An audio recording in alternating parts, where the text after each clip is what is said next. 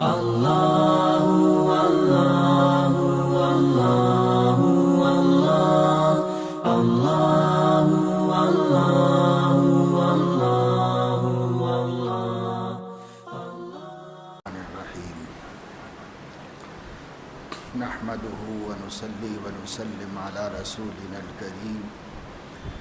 اما بعد قال الله تبارك وتعالى لن ينال الله لحومها ولا دماؤها ولكن يناله التقوى منكم كذلك سخرها لكم لتكبروا الله على ما هداكم وبشر المحسنين.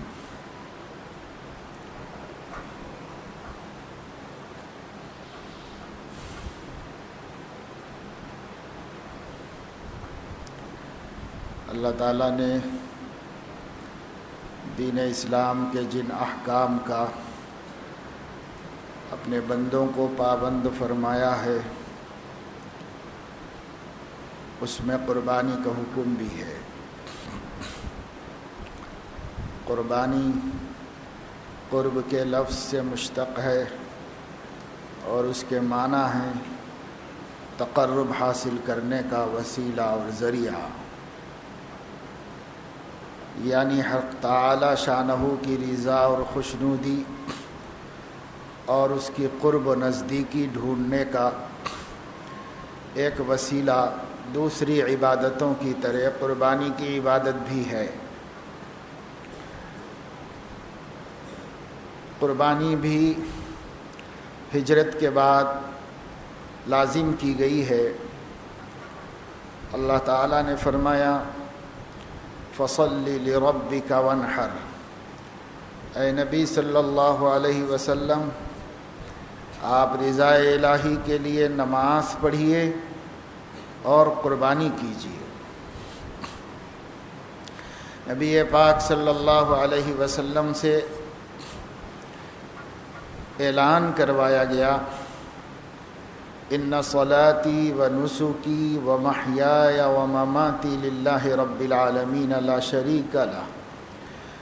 بے شک میری نماز، میری قربانیاں، میرا جینا مرنا اس اللہ کے لیے ہے جس کا کوئی شریک و صحیب نہیں.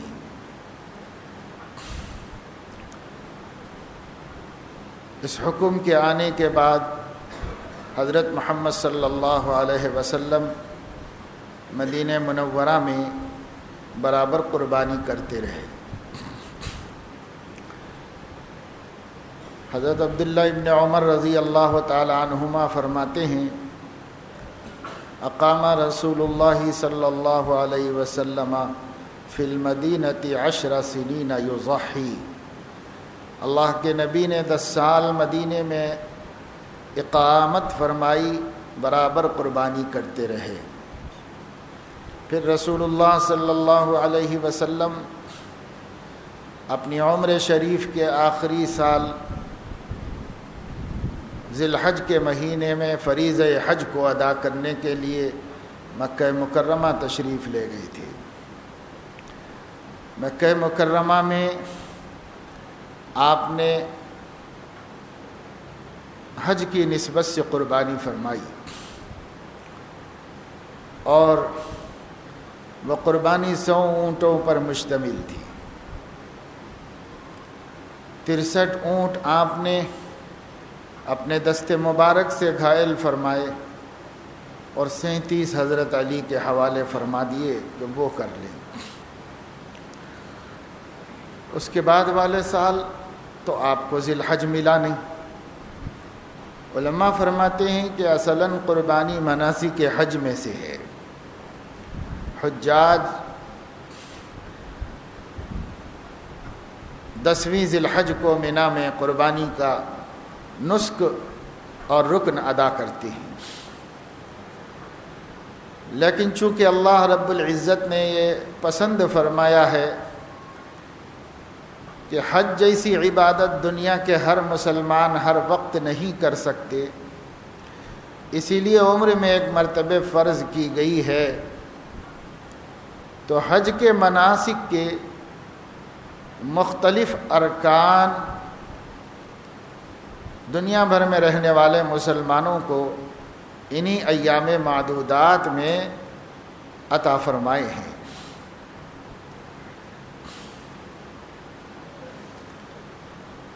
حج کے بارے میں اللہ تعالیٰ نے فرمایا چند دن ہیں جن میں حج کو ادا کیا جاتا ہے۔ وہ دن 8، 9، 10، 11، 12 کے ہیں، اور اگر 12 کی شب مناہی میں حجاج نے گزار لی تو 13 تاریخ کو بھی کنکریاں مارنا ان کی ذمہ ہوتا ہے۔ 8 تاریخ کو حج کا احرام باندھ کر مکہ مکرمہ سے مینا پہنچ جانا مسنون ہے، اور مینا میں 5 نمازیں پڑھنے کی فضیلت ہے کہ وہ 8 تاریخ کی ظہر، عصر، مغرب، عشاء اور اگلے دن کی فجر مینا میں ادا کری۔ مینا میں فجر کی نماز پڑھ کر 9 تاریخ کو عرفات کے لیے روانہ ہو جائیں۔ زوال سے پہلے پہلے تک پہنچ جانا سنت ہے، اور پھر عرفات میں زوال سے لے کر غروب آفتاب تک نماز کے علاوہ بقیہ وقت کو ذکر اور دعا و استغفار میں صرف کرنا نبی کریم صلی اللہ علیہ وسلم کی سنت ہے۔ آپ نے ایک ہی دفعہ حج کیا، وہی آپ کی زندگی کا پہلا اور آخری حج تھا۔ اسی میں آپ نے مناسک سکھائے اور بتائے۔ صحابہ میں اعلان کیا تھا کہ خذوا عنی مناسککم، میرا حج کا ارادہ ہے، جس سے بن پڑے میرے ساتھ چل کر حج کے مناسک کو سیکھ لو، کیونکہ آپ کو معلوم تھا کہ آپ یہ ایک ہی دفعہ دکھانے والے ہیں اور ایک ہی دفعہ کرنے والے ہیں۔ اس لیے 90,000 سے لے کر 1,10,000 صحابہ کرام تک کی تعداد عرفات کے میدان میں شمار کی گئی ہے۔ عورتوں اور مردوں نے آپ کے ساتھ سفر کیا۔ آپ نے اپنے گھر کی تمام بیویوں کو لیا، اپنی صاحبزادی حضرت فاطمہ کو بھی ساتھ رکھا، خلفائے راشدین بھی آپ کے ساتھ میں تھی۔ اس کے علاوہ تقریباً مدینہ منورہ کے صحابہ اور صحابیات جن کو کوئی خاص عذر نہ تھا، وہ سب اس سفر میں آپ کے شریک رہے۔ عرفات پہنچ کر اللہ کے نبی صلی اللہ علیہ وسلم نے خطبہ دیا، اور اس میں دین اسلام کا تعارف کرایا۔ اسی خطبے میں آپ نے صحابہ کرام سے قبول کروایا کہ میں نے اللہ کا دین مکمل پہنچا دیا ہے، اور جو امانت اللہ نے میرے پاس ودیعت رکھی تھی میں نے یہ امانت امت کے حوالے کر دی ہے۔ جب صحابہ نے اقرار کر لیا تو آپ نے شہادت کی انگلی آسمان کی طرف اٹھا کر 3 دفعے فرمایا، اللہم اشہد، اللہم اشہد، اللہم اشہد۔ اے اللہ آپ گواہ رہیں کہ امت کے اتنے مسلمانوں نے میری امانت تبلیغ کی ادائیگی کی گواہی دی ہے، آپ بھی گواہ رہے کہ میں نے دین آپ کا پہنچا دیا آپ کے بندوں تک، اور جو کچھ آپ نے مجھے عطا فرمایا تھا میں نے منتقل کر دیا میرے ان اصحاب کے سینوں میں اور ان کی زندگی میں اور ان کے عمل میں۔ اور اس کے بعد حضور علیہ السلام دعا اور انابت اللہ میں مشغول ہوئے تو غروب آفتاب تک مشغول رہے۔ درمیان میں آپ نے صرف نماز ادا فرمائی عصر کی اور مسلسل دعا کرتے رہے۔ وہاں سے جب آفتاب غروب ہو جاتا ہے تو سنت یہ ہے کہ امیر الحجاج سب سے پہلے عرفات سے خروج کرتے ہیں، اور ان کے خروج کے بعد تمام حاجیوں کو حق ہوتا ہے، اجازت ہوتی ہے کہ وہ عرفات چھوڑ دے۔ اس لیے امام حج کے نکل جانے کے بعد سب لوگ عرفات سے سوار ہو کر یا پیدل نکل پڑتے ہیں، تو رات ہی میں ان کو عرفات سے مزدلفہ پہنچنا پڑتا ہے۔ مزدلفہ عرفات اور مینا کے درمیان ایک وادی ہے جہاں ایک پہاڑی ہے، اس پہاڑ کو مشعر الحرام کہا جاتا ہے۔ اسی پہاڑ کے دامن میں مسجد ہے، اس کو مشعر حرام کی مسجد کہا جاتا ہے، جو بعد میں تعمیر کی گئی، جیسا کہ عرفات میں مسجد نمرہ تعمیر کی گئی۔ اسی طریقے سے مزدلفہ میں مشعر حرام کے دامن میں ایک مسجد تعمیر کی گئی، اس کو مسجد مشعر حرام کہتے ہیں۔ اس وادی میں کہیں بھی پہنچ کر کے مغرب کی نماز پڑھنے کا حکم ہے۔ حاجیوں کے لیے 9 ذی الحج کو مغرب کا وقت اس وقت تک شروع نہیں ہوتا جب تک کہ وہ مزدلفہ کے حدود میں داخل نہ ہو جائیں۔ مزدلفہ کے حدود میں داخل ہونے میں چاہے کتنی ہی رات لگ جائے،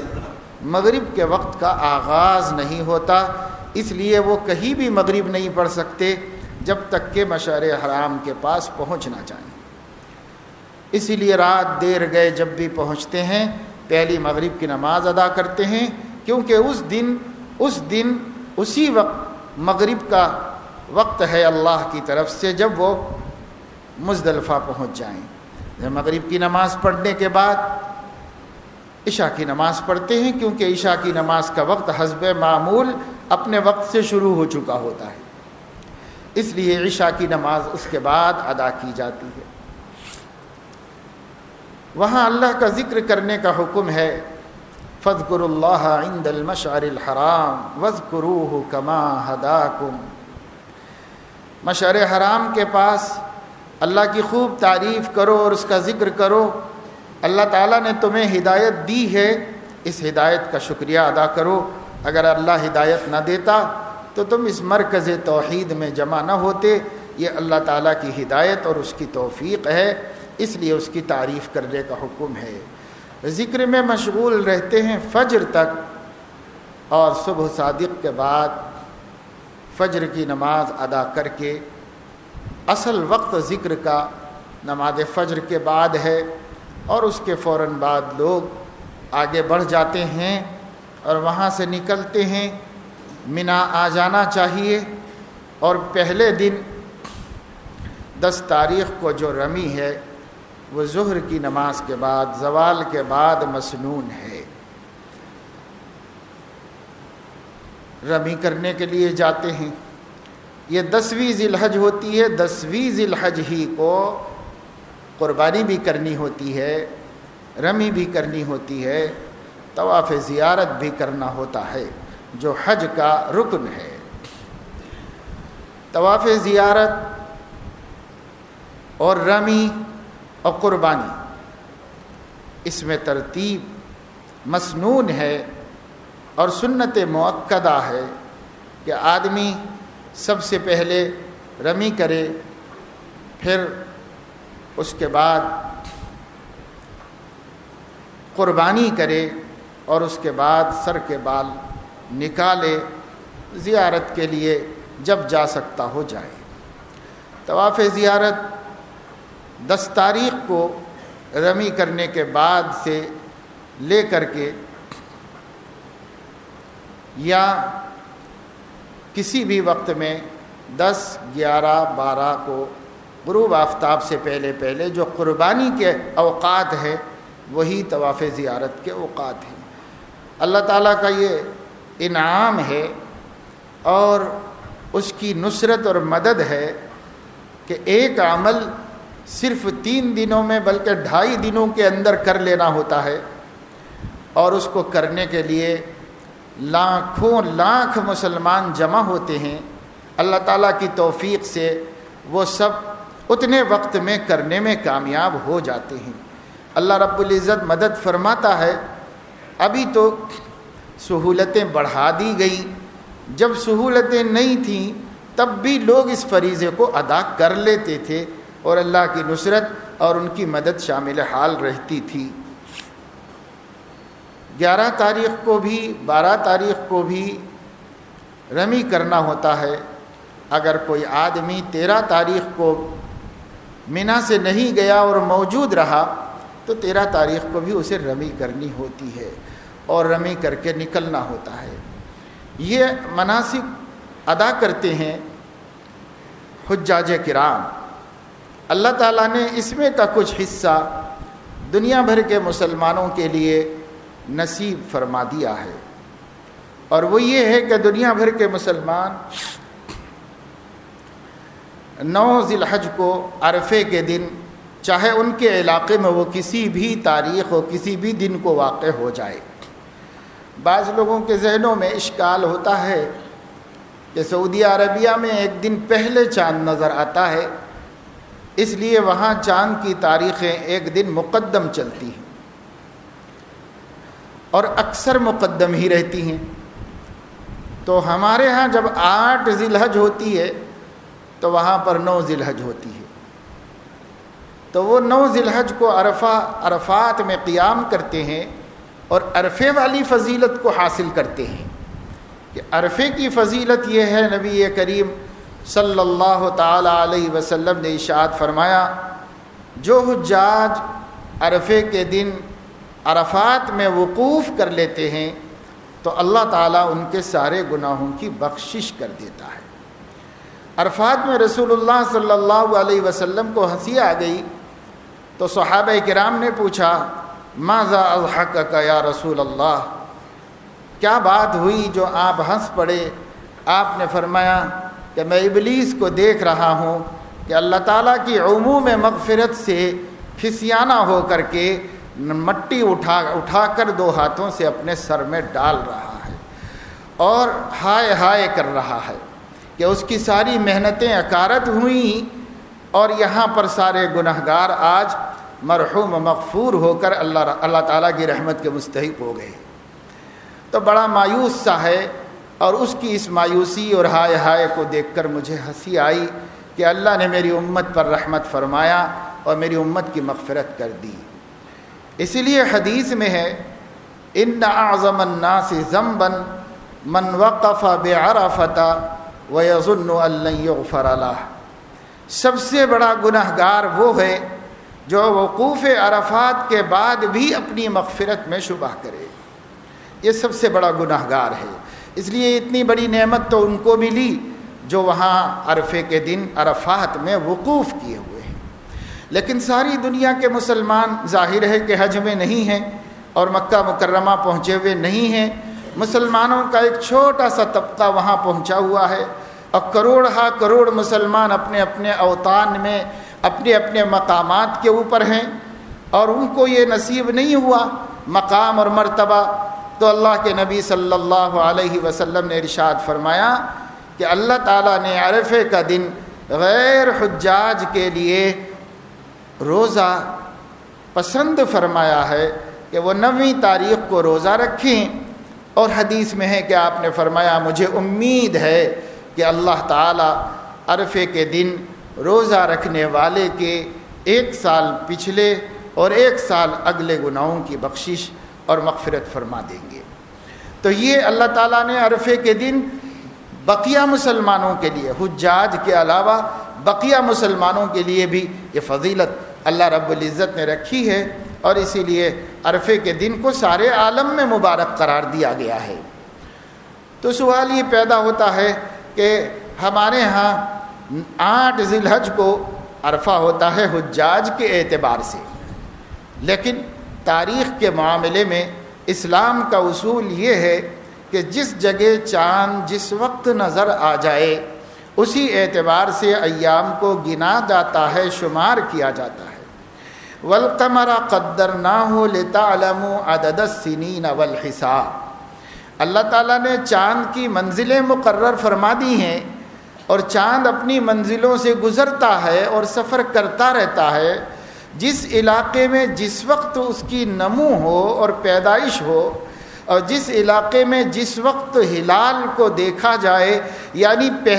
پہلے چاند کو دیکھا جائے، بس وہ پہلی تاریخ ہے وہاں پر، اور اسی اعتبار سے ان کو چاہیے کہ لِتَعْلَمُوا عَدَدَ السِّنِينَ وَالْحِسَابَ، وہ اسی سے حساب کتاب بنا لیں اور اسی کے مطابق مان کر چلے۔ اس میں اسلام نے وسعت و گنجائش رکھی ہے، اس لیے کسی تنگی میں پڑنے کی کوئی ضرورت نہیں ہے۔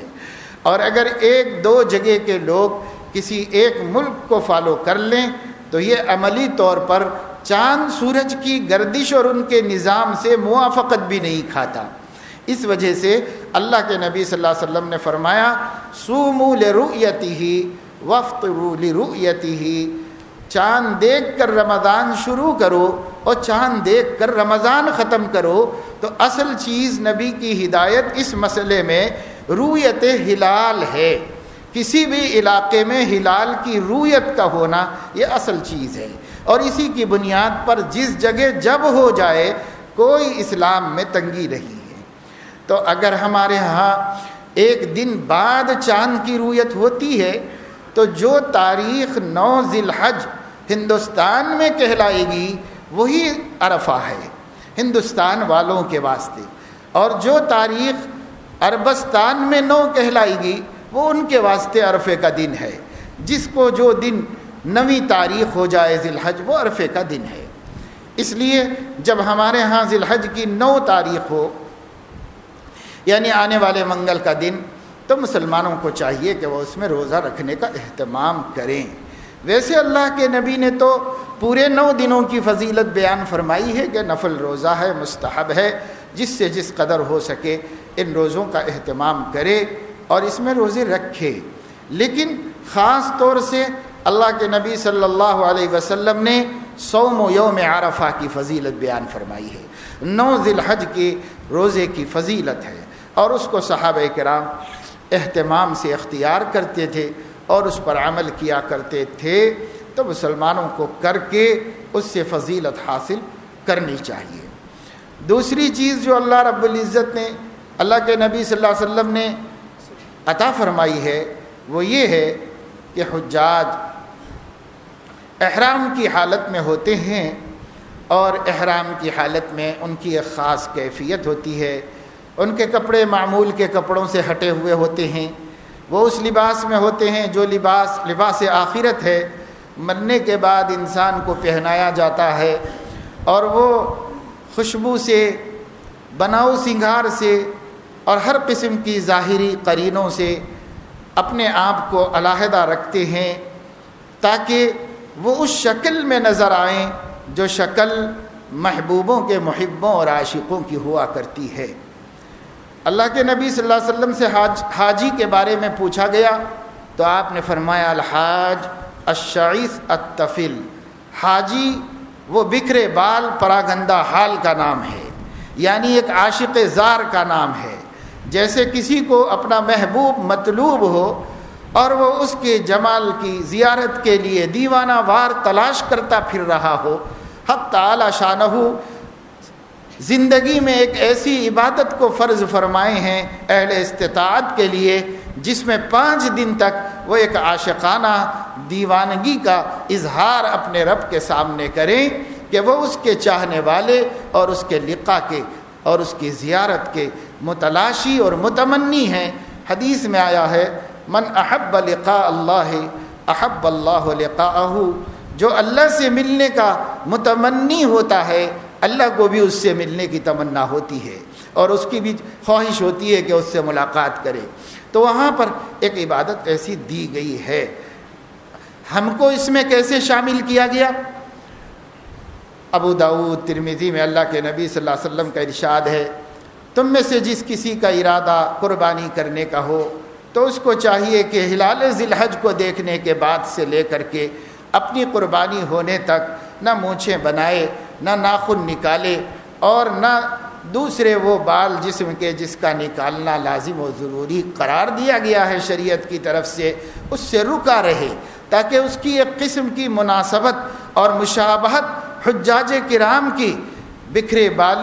اور پراگندہ حال ہونے سے ہو جائے کسی قسم کی مشابہت، اور وہ بھی اللہ کے خاص بندوں کے اندر شمار کیا جائے۔ تیسری چیز رسول اللہ صلی اللہ علیہ وسلم نے یہ دی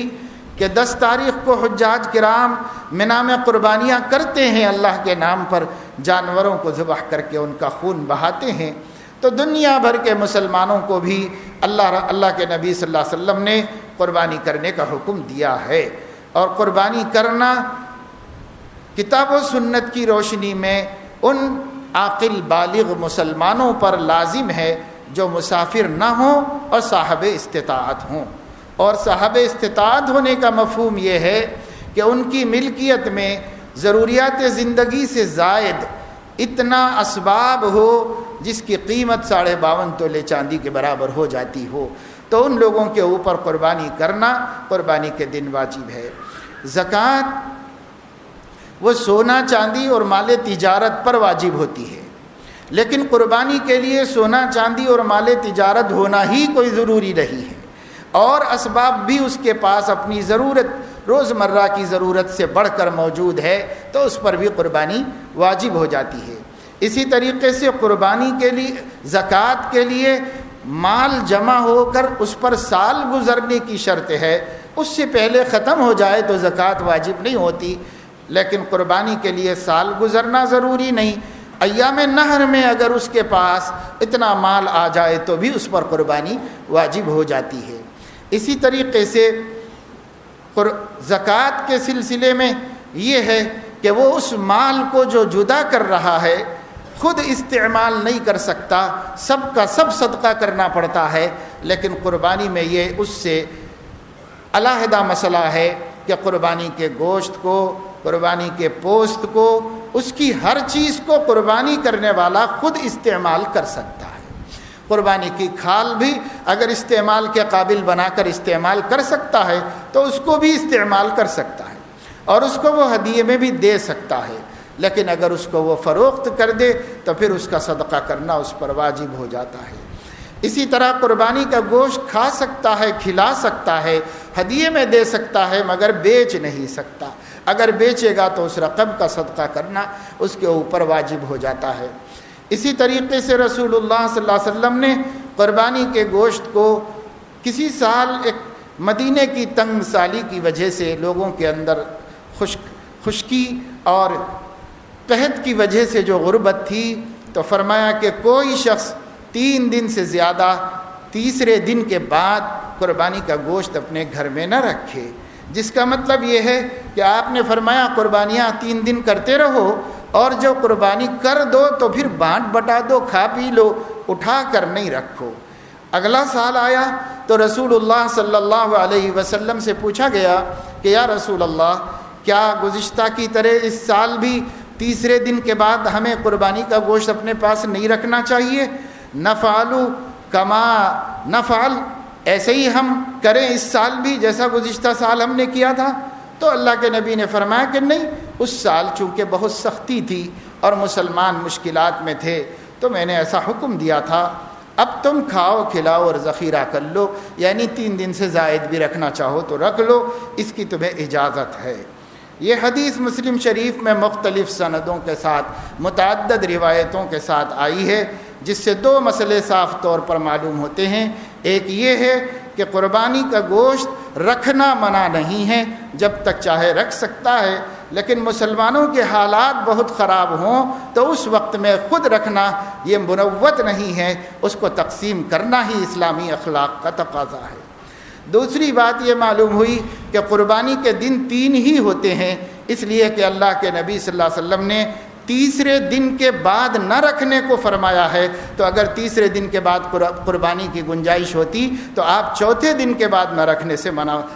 منع فرماتے، اور فرماتے کہ بھئی چوتھے دن کے بعد مت رکھو۔ الرابعہ، لیکن آپ نے فرمایا کہ الثالثہ، تیسرے دن کے بعد نہیں رکھو، تو اس کا مطلب یہ کہ تیسرے دن کے بعد قربانی ہی ختم ہو جاتی ہے، اس لیے آپ نے اس کے بعد رکھنے سے منع فرمایا ہے۔ اور اسی وجہ سے حضرت عبداللہ ابن عمر رضی اللہ تعالیٰ عنہما نے فرمایا کہ قربانی کے جو دن ہیں وہ یوم النحر و یومین بعدہ، اس کے بعد کے 2 دن،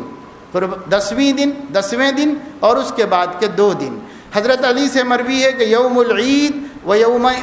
یومین بعدہ، عید کا دن اور اس کے بعد کے 2 دن۔ اس طرح امام مالک رحمہ اللہ نے اپنی موطا میں نقل فرمائی ہے روایتیں اور صحابہ کرام کا اجماع، جس سے معلوم ہوا کہ قربانی کے ایام صرف 3 ہی دن ہیں۔ ایام النحر وہ عید کا دن اور اس کے ماں بعد متصل 2 دن، اس کو قربانی کے ایام کہتے ہیں۔ اور تشریق کے ایام جو ہیں وہ 5 ہیں، یہ 3 دن، اس سے پہلے کا 1 دن 9 ذی الحج کا اور اس کے بعد کا 1 دن 13 ذی الحج کا، یہ ایام تشریق ہے۔ ایام تشریق جو ہیں ان ایام کو کہتے ہیں جس میں ہر فرض نماز کے بعد تکبیر تشریق ادا کی جاتی ہے اور پڑھی جاتی ہے، اور اس میں ذکر اللہ کی کثرت کا ہمیں حکم دیا گیا ہے، وہ ایام تشریق ہیں۔ 9 ذی الحج کو فجر کی نماز سے لے کر کے 13 ذی الحج کو عصر کی نماز تک تکبیر تشریق ہر فرض نماز کے بعد 1 دفعہ آواز کے ساتھ مردوں کو پڑھنا چاہیے، یہ سنتوں میں شمار کیا گیا ہے۔ اور اسی طریقے سے رسول اللہ صلی اللہ تعالی علیہ وسلم نے قربانی کی فضیلت بیان کی ہے اور خطبہ دیا اور فرمایا کہ دیکھو قربانی تمہارے باپ ابراہیم علیہ السلام کی سنت ہے، سنت ابیکم ابراہیم، تمہارے باپ ابراہیم کی سنت ہے۔ خیال ہوتا ہے کہ ہمارے لیے تو ہمارا نبی اسوہ ہے اور ہر امت کے لیے اس امت کا نبی اسوہ ہوتا ہے، تو ہمارے لیے تو ہمارے نبی کی سنتیں سنت ہیں، حضرت ابراہیم علیہ السلام کی سنت کیوں سنت ہے؟ تو 2 وجہ سے، ایک اس وجہ سے کہ حضرت نبی کریم صلی اللہ علیہ وسلم نے خود بھی جب اختیار کر لیا تو یہ سنت محمدی اور حکم شرعی ہو گیا، اس لیے یہ سنت ہمارے لیے ہو گیا۔ دوسرے یہ کہ اللہ تعالیٰ نے شرائع میں، شعائر میں، دین کی بہت سی علامتوں اور نشانیوں میں حضرت ابراہیم علیہ السلام کو ان کے بعد کی تمام امتوں کے لیے اسوہ بنایا ہے۔ قرآن کریم میں فرمایا گیا قد کانت لکم اسوۃ حسنۃ فی ابراہیم والذین معہ، تمہارے لیے ابراہیم اور ان پر ایمان لانے والوں کی زندگی میں اسوہ حسنہ موجود ہے۔ ٹھیک اسی طرح جس طرح اللہ نے قرآن میں فرمایا لقد کان لکم فی رسول اللہ اسوۃ حسنہ، تمہارے لیے محمد رسول اللہ کی زندگی میں اسوہ حسنہ ہے، اسی طرح فرمایا کہ تمہارے لیے ابراہیم کی زندگی میں اسوہ حسنہ ہے۔ اور اسی وجہ سے حضرت ابراہیم علیہ السلام کی شریعت کے وہ احکام جنہیں حضرت محمد صلی اللہ علیہ وسلم نے اپنی شریعت میں متعارف فرمایا گیا ہے وہ ہمارے لیے سنتیں ہیں، اگرچہ کہ ہمارے نبی نے فضلاً حضرت ابراہیم کی طرف منسوب کر کے بیان کیا ہے، سنت ابیکم ابراہیم، یہ تمہارے جد امجد ابراہیم کی سنت ہے۔ عرب باپ کو بھی ابن کہتے ہیں، دادا کو بھی اب کہتے ہیں، تو وہ چونکہ دادا ہیں مسلمانوں کے، اس معنی کر کہ حضرت محمد صلی اللہ علیہ وسلم مسلمانوں کے باپ ہیں روحانی، اور روحانی باپ ہیں تو ان کے باپ اور ان کے دادا وہ مسلمانوں کے باپ دادا ہیں۔ اس وجہ سے سنت ابیکم ابراہیم، تمہارے ابا تمہارے دادا جد امجد ابراہیم کی یہ سنت ہے۔ تو صحابہ نے پوچھا ما لنا فیہا یا رسول اللہ، ہم کو کیا ملے گا یہ قربانیاں کرنے سے؟ تو آپ نے فرمایا بکل شعرۃ حسنۃ، ہر بال، جانور کے اوپر جو بال ہیں ہر بال کے بدلے ایک نیکی دی جائے گی۔ تو صحابہ نے پوچھا وما الصوف، یہ اون کے بارے میں آپ کیا کہتے ہیں؟ کیونکہ اون جو ہوتا ہے وہ بالوں کے مقابلے میں بہت باریک ہوتا ہے اور اس سے کہیں زیادہ مقدار میں ہوتا ہے۔ تو اللہ کے نبی نے فرمایا بکل شعرۃ من الصوف حسنہ، ہر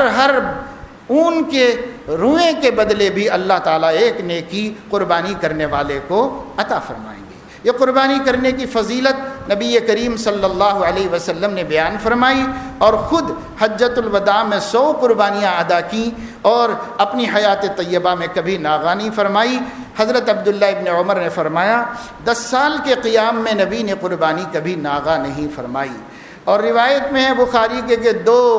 عظیم دمبے لائے گئے، اللہ کے نبی نے نماز پڑھنے کے بعد اس کو قربان کیا۔ اور اسی طرح حدیث میں ہے کہ آپ نماز پڑھ کے 1 سال نکلے تو دیکھا کہ لوگ قربانی کا گوشت بانٹ رہے ہیں، تو اللہ کے نبی صلی اللہ علیہ وسلم نے فرمایا کہ یہ قربانی کب ہو گئی؟ بتایا گیا نماز سے پہلے ہو گئی۔ تو آپ نے اعلان کیا کہ جن لوگوں نے نماز سے قبل قربانی کی ہے ان کو چاہیے کہ پھر اعادہ کریں، اس لیے کہ وہ قربانی ادا نہیں ہوئی۔ اس حکم سے معلوم ہوا کہ قربانی کا ادا کرنا واجب ہوتا ہے، ایسا نہیں ہے کہ جی چاہے تو کر لو، جی چاہے تو نہ کر لو، اس لیے کہ اگر واجب نہ ہوتا تو نبی اعادے کا حکم نہ فرماتے۔ اعادے کا حکم واجبات میں ہوتا ہے، سنتوں میں اعادے کا حکم نہیں ہوتا ہے، اس لیے اللہ کے نبی صلی اللہ علیہ وسلم نے پھر سے ادا کرنے کا ان کو حکم دیا جنہوں نے نماز سے پہلے ادا کر لی۔ اس لیے نماز کے بعد شروع ہوتا ہے وقت۔ جہاں عید کی نماز نہیں ہوتی وہ چھوٹے چھوٹے قریے و دیہات، ان لوگوں کے لیے صبح صادق کے بعد یعنی سورج نکلنے کے بعد قربانی کرنے کا وقت شروع ہو جاتا ہے۔ لیکن جہاں عید کی نمازیں ہوتی ہیں ان جگہوں پر عید کی نماز ہونے کا انتظار کرنا چاہیے۔ بڑا شہر ہو تو اس بڑے شہر کے اندر اگر عید کی نماز کوئی ایک بھی ہو جائے تو اس کے بعد قربانی کی جا سکتی ہے۔ ایک مرتبہ عید کی نماز کا قائم ہو جانا یہ لازم ہے اور اس کی ادائیگی کے بعد قربانی ہو سکتی ہے۔ اسی طریقے سے اللہ کے نبی صلی اللہ علیہ وسلم نے فرمایا یہ جو قربانی کے جانور ہیں ان میں بہت عیب دار جانور کی قربانی نہ کیا کرو، جو بہت زیادہ لنگڑا ہو، جو بہت زیادہ بیمار ہو، جو اندھا ہو گیا ہو، جس کے کان کٹ گئے ہوں اور جس کی سینگ پوری ٹوٹ گئی ہو اور جس کی دم پوری نکل گئی ہو، اس طرح جو جانور ہیں، اور جو لنگڑا ہو کہ چل نہ پاتا ہو اپنے پیر سے، ایسے جانوروں کی قربانی سے منع کیا گیا کہ قربانی دراصل مولا کائنات کے حضور میں نذرانہ عقیدت ہے اور اس کا عمدہ سے عمدہ ہونا اور اللہ تعالیٰ کی بلند شان کو سامنے رکھ کر اس کے حضور پیش کرنا ضروری ہے۔ اس لیے اللہ کے نبی نے عیب دار جانوروں کی قربانی سے منع فرمایا اور فرمایا کہ ہو سکے تو عمدہ اور بڑھیا جانور آپ خریدیں اور خرید کر کے اس کو اپنی خدمت سے فربا کریں، کھلا پلا کر اس کو فربا بنائیں، کیونکہ ایک حدیث میں ہے کہ اس کو فربا بناؤ تو اس کا مطلب یہ ہے کہ خود تھوڑا وقت دو اس کے پیچھے اور کچھ دن پہلے سے اس کو کھلا پلا کے صحت مند بناؤ اور بنا کر اللہ کے حضور میں پیش کرو۔ اور پہلے سے قربانی کے جانور کی خدمت کرنے سے موانست پیدا ہوتی ہے، اور جب مانوس جانور کے گلے پر چھری چلائی جاتی ہے تو ایک درد مند دل رکھنے والے کے دل پر چھری چلتی ہے اور اس سے جو کیفیت دل کی بنتی ہے اللہ کے حضور وہی پہنچتی ہے۔ لَن يَنَالَ اللَّهَ لُحُومُهَا وَلَا دِمَاؤُهَا وَلَكِن يَنَالُهُ التَّقْوَىٰ مِنكُمْ۔ اللہ تعالیٰ کے پاس نہ تمہارے قربانیوں کے گوشت پہنچتے ہیں، نہ خون پہنچتا ہے، تمہارے دل کا ادب پہنچتا ہے اللہ کے پاس اور دل کا تقویٰ پہنچتا ہے۔ كَذَلِكَ سَخَّرَهَا لَكُمْ لِتُكَبِّرُوا اللَّهَ عَلَىٰ مَا هَدَاكُمْ۔ دیکھو یہ جانور کتنے مضبوط اور طاقتور ہیں، یہ جانور چاہیں تو تمہاری کھوپڑی پھوڑ دیں اور یہ جانور چاہیں تو تمہیں پٹک پٹک کے ہلاک کر دیں، لیکن ہم نے سخرہا لکم، تمہارے لیے اس کو مسخر کر دیا ہے۔ کیوں مسخر کر دیا ہے؟ لِتُكَبِّرُوا اللَّهَ عَلَىٰ مَا هَدَاكُمْ، تم اپنی ہدایت توحید پر اللہ کی تکبیر بیان کرو اور اللہ تعالیٰ کی بڑائی اور کبریائی کا حق ادا کرو۔ یہ اللہ تعالیٰ کی طرف سے تمہارے لیے نعمت ہے، وَلَعَلَّكُمْ تَشْكُرُونَ، تاکہ تم ان نعمتوں پر اللہ تعالیٰ کا شکر ادا کرو۔ ایک جگہ اللہ نے قرآن مجید میں فرمایا ہے کہ یہ اللہ تعالیٰ نے جانور تمہارے لیے مسخر کر دیے ہیں تاکہ تم کھاؤ کھلاؤ اور اللہ کی اس نعمت پر بغاوت کرنے کے بجائے اللہ تعالیٰ کے شکر بجا لاؤ۔ اللہ تعالیٰ اپنے فضل و کرم سے ہمیں توفیق نصیب فرمائے کہ ہم مسلمان حجاج کرام کی عظیم عبادت میں ایک گونا شرکت کے واسطے ہمارے پیارے آقا صلی اللہ علیہ وسلم نے جو چند اعمال دنیا بھر کے مسلمانوں کو بھی ان کی مشابہت کے عطا فرمائے ہیں، ان اعمال کی قدر کریں، ان کی عزت کریں، اس سے بچنے کی کوشش نہ کریں، ان کو ادا کرنے کا جذبہ اپنے دل میں رکھیں اور ادا کریں، اور اس طرح ہم قربانیاں کر کے اور ان اعمال کو ادا کر کے اللہ رب العزت کی رضا اور خوشنودی اور حجاج کرام پر ہونے والے عمومی رحمت کے حصے دار بننے کی کوشش کریں۔ اللہ پاک سب کو توفیق عمل نصیب فرمائے۔ وآخر دعوانا